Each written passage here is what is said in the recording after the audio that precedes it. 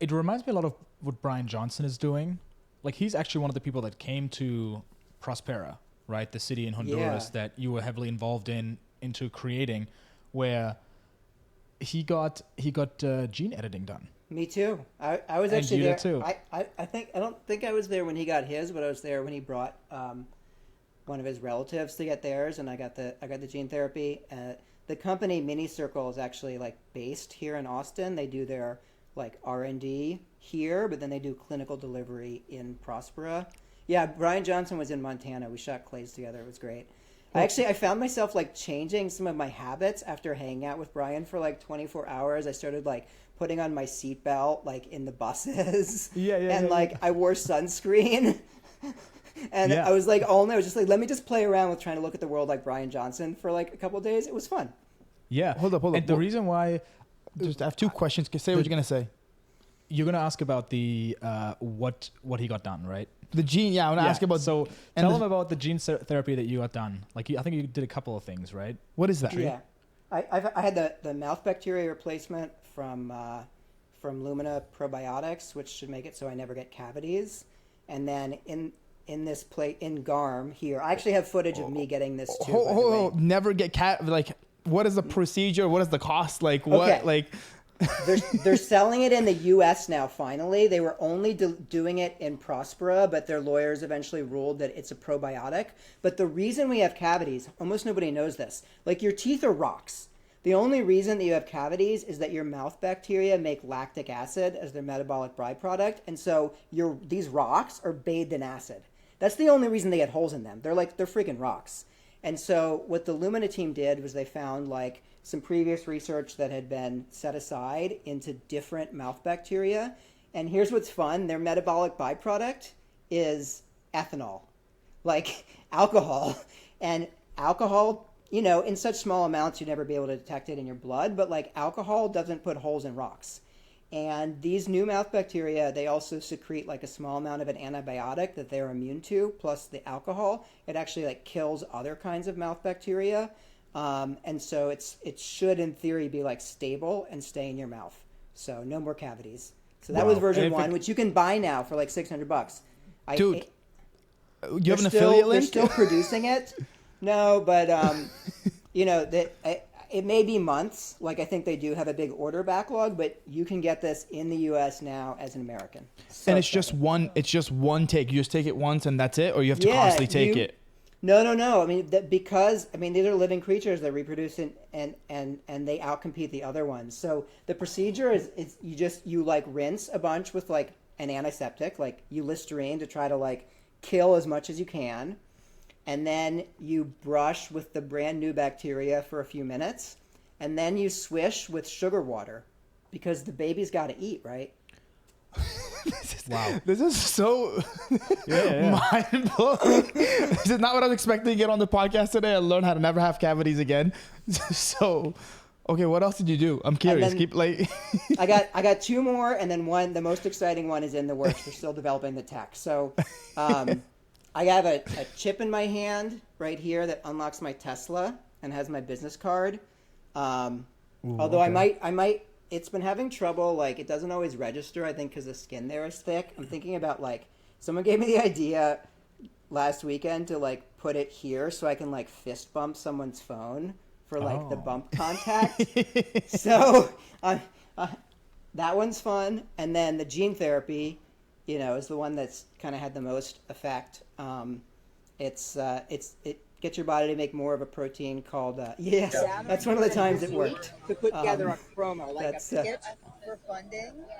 All right, let's see it. So I've been getting filmed all day. Okay. Oh, that's cool. Yeah, unlock it. Let's see. And now it has to be like just the right spot. There we go. So it's an all-in podcast meeting. Click Oh, great. That's insane. I mean, it's such a cultural habit already of guys to fist bump each other. Like that should be the way to like, hey, let's exchange phone numbers. All right, boom, fist bump. It's gonna. If I do it that way, it is gonna like stick out. But I'm not sure I care because it's fun. The Fossen gene therapy, it's basically like because muscle is metabolically expensive, and in the old days when we evolved, we didn't have enough calories. Your body does a lot to limit how much muscle you make, and it does this using a protein called myostatin, and then follistatin is your way of like turning down of your muscles, which turns it up. So it just tells your body, hey, there's enough calories, make more muscle. And it also has some similar effects on cardio. So the big effect for me is starting like a week and a half after I got the treatment, my cardio went through the roof. Like I was in recovery from a parkour injury. I tore my ACL, and I'd like just gotten permission to start like running and stuff. And it was like suddenly 10 days after I got it, I was just running like way further for the same amount of effort in a way that was like unmistakable. Like I have some friends who are a little skeptical about the gene therapy, and they know a lot more than I do about biotech, but you know, I'm the expert on like my body, and like it's never done that before, and it was just unmistakable. So I actually did some VO2 max testing because this gene therapy is reversible. You can take a drug to turn it off basically. And so I did their reversibility study. So I had it turned off for 3 months earlier this year. And what I just did a series of VO2 max studies. And what I found was that the amount of the VO2 max increase in like 3 months of training took me from like 85 to 90th percentile for 40-year-olds. And then I got the gene therapy back again after 3 months. And I tested it a week later, and it was at 95th percentile. And then I trained for 3 more months and got to 99th percentile.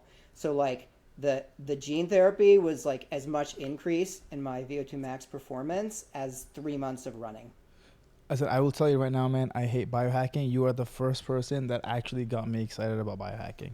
That is, you have just done a feat that literally all of my friends, including Leon, has been trying to get me. You're just speaking to my soul. Be selective, bro. A lot of it is LARPing. A lot of it is LARPing, but not all of it. I've never tried to get you into biohacking or anything. The bus. Why do you have seatbelts on the bus? Like, why? Well, it was like a passenger van at a resort, right? And you know, the resort like was big enough that you had to go on roads to get to the main areas, to get there from the airport and everything. And like the law is that you don't have to wear belts mostly in like buses and vans. And I looked it up, and there are some reasons why they're like safer in certain types of accidents, but they're not like completely safe. And so like I wear a seatbelt all the fucking time, right? When I'm driving a normal car, it's like nothing to just click it over. So even if it's like a fraction of a percent of chance of like saving my life in an accident, like why not? Like rule one, don't die. And it's always the joke of Brian Johnson is that he's going to die in a he's going to get hit by a bus or something like that. So and I think the reason why I compare you to Brian Johnson is because biohacking has been around, but he made it about the mission of don't die, which is such a crazy mission that he may or may not achieve, but it gets people talking about biohacking the way it never has. And that's what you're doing with this bold, massive goal and this vision of let's create new countries on the sea and test new societies. And so you did these new procedures in this charter city that you were able to do there that you normally wouldn't be able to do in other countries because of FDA regulations or whatnot. What else becomes possible when you create new countries like this? You know, I often find people asking me like, oh, so you want a different legal system? Like, what is the rule that you would change?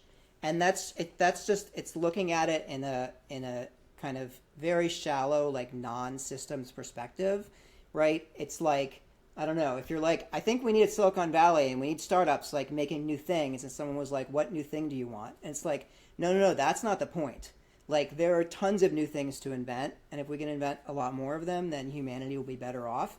Like, I think of the legal system and institution as like the operating system for a civilization or for like a country. Like, these are the rules of the road, the rules of engagement.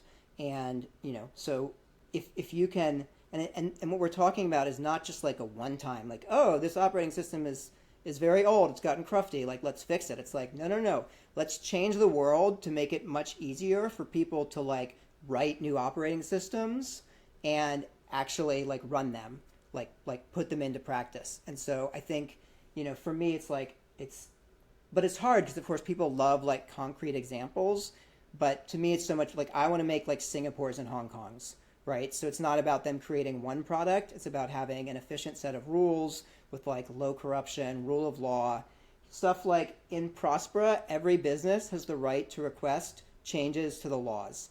And they describe like what the topic area is to Prospera, and then Prospera finds like legal experts in that field and works with the company on like crafting them customized regulation. Like, you know, I want a lot more of that. Yeah, I think that makes sense because you don't know what innovations might come out of it. Right. So It's you like can't in even predict it. 1997, you're like, what are people going to do on the internet? Like, you can make some guesses and you're going to get some stuff right, but you're going to get some stuff wrong. So, you know, I'm focused on the systemic things, right?